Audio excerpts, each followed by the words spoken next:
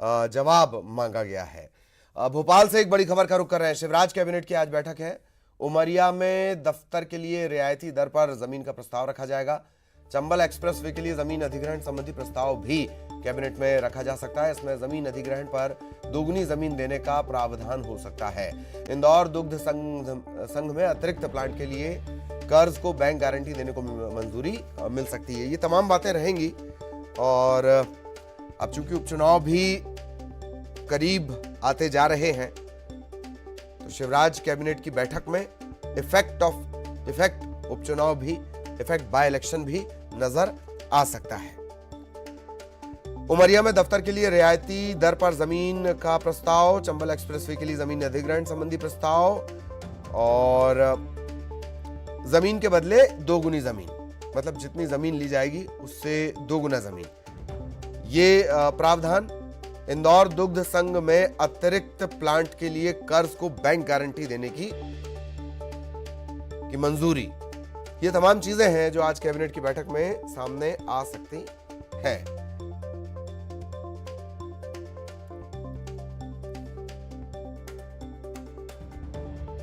तो आज शिवराज कैबिनेट की अहम बैठक होनी है।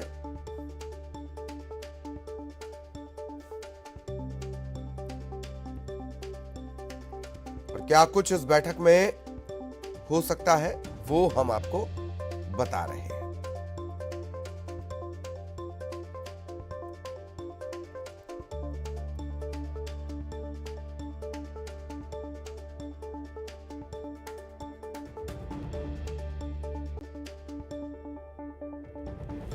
तो शिवराज कैबिनेट की बैठक क्या कुछ खास हो सकता है। सहयोगी रंजना इस वक्त एक बार फिर हमारे साथ जुड़ी हुई है। सीधे रंजना के पास आपको लिए चलेंगे। रंजना, शिवराज कैबिनेट की बैठक, उपचुनाव भी सर पर ही है। ये ठीक है कि कोई बड़े इशारे नहीं किए जा सकते, लेकिन असर इसका नजर आ सकता है। रंजना। जी ललित, बिल्कुल कैबिनेट की बैठक आज है और जिसमें कई अहम प्रस्तावों पर आज मुहर लग सकती है, जिसमें उमरिया में कार्यालय के लिए रियायती दर पर जो जमीन देने का प्रस्ताव है उसको मंजूरी मिल सकती है। तो वहीं राज्य निर्वाचन आयोग में 2 सेवानिवृत्तों को संविदा नियुक्ति देने सहित अन्य जो सेवा संबंधित जो प्रस्ताव हैं वो भी आज इस कैबिनेट की बैठक में रखे जाएंगे। तो चंबल एक्सप्रेस वे के लिए जमीन अधिग्रहण संबंधी जो प्रस्ताव है उसको भी कैबिनेट में रखा जाएगा और इसमें जमीन अधिग्रहण पर दोगुनी जमीन देने का जो प्रावधान है वो भी हो सकते हैं। यानी इसके अलावा जो इंदौर दुग्ध संघ में अतिरिक्त प्लांट के लिए कर्ज को बैंक गारंटी देने के लिए जो मंजूरी है वो भी मिल सकती है। यानी कई महत्वपूर्ण प्रस्ताव हैं जिन पर आज कैबिनेट की बैठक में मुहर लग सकती है और जो अगर कहा जाए चंबल एक्सप्रेस वे के लिहाज से जमीन अधिग्रहण को लेकर भी बेहद महत्वपूर्ण हो सकता है। ललित, चलिए, बहुत बहुत शुक्रिया रंजना इस तमाम जानकारी के लिए। तो ये दिलचस्प होगा, कैबिनेट की बैठक आज होने वाली है, क्या कुछ इस बैठक में होता है। एक और अहम खबर की बात करेंगे। अलीराजपुर की जोबट विधानसभा सीट पर बीजेपी की मुश्किलें बढ़ गई हैं। बीजेपी जोबट से कांग्रेस की पूर्व विधायक सुलोचना रावत को उम्मीदवार बनाना चाहती है। इस बात से जिले के नेता नाराज हैं।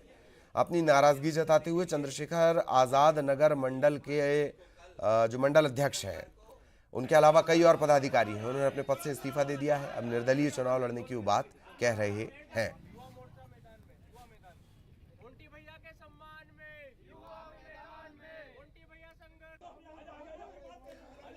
मैं मानता हूँ कि हमारी पार्टी कांटेदार पार्टी है, कार्यकर्ताओं की पार्टी है और अचानक से पैराशूट से अगर उम्मीदवार आता है तो उससे हमारा विरोध है।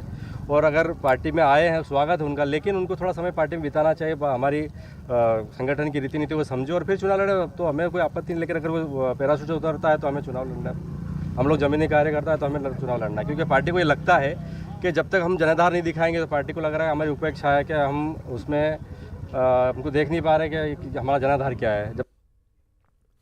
और बड़ी खबर रायपुर से बता दें, 2 युवकों पर जानलेवा हमला हुआ है। चाकू और ब्लेड से 2 युवकों पर हमला हुआ है सिविल लाइन थाना इलाके में। आशीष विभार इसे चाकू मारे गए हैं, हालत इसकी गंभीर है। अभनपुर थाना इलाके में ब्लेड से हमला।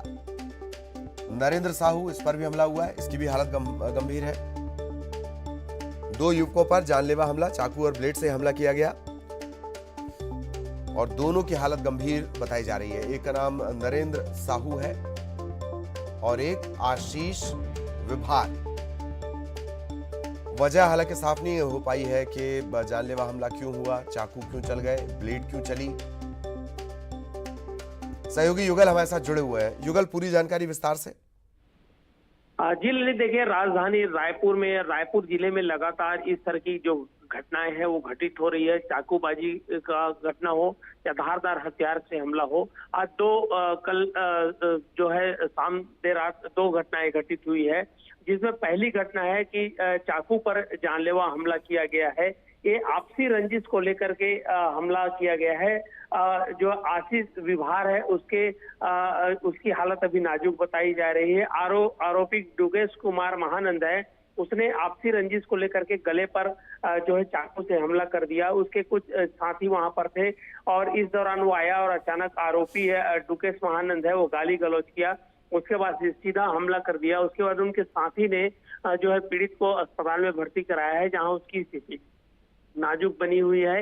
इसी तरह दूसरी घटना है जो अभनपुर के घटना बताई जा रही है और इसमें भी 200 रुपए, महज 200 रुपए के खर्च को लेकर के ये पूरा विवाद हुआ है। और जो है पीड़ित नरेंद्र कुमार है उसके गले पर ब्लेड मार दिया गया है और उसके बाद उसकी स्थिति भी नाजुक बनी हुई है। अभनपुर के बख्तारा गांव की घटना है पूरी ललित। और जिस तरह से राजधानी रायपुर में लगातार चाकूबाजी की घटनाएं घटित हो रही है और ये काफी चिंताजनक है। जी ललित। जी, बहुत बहुत शुक्रिया युगल आपका इस तमाम जानकारी के लिए।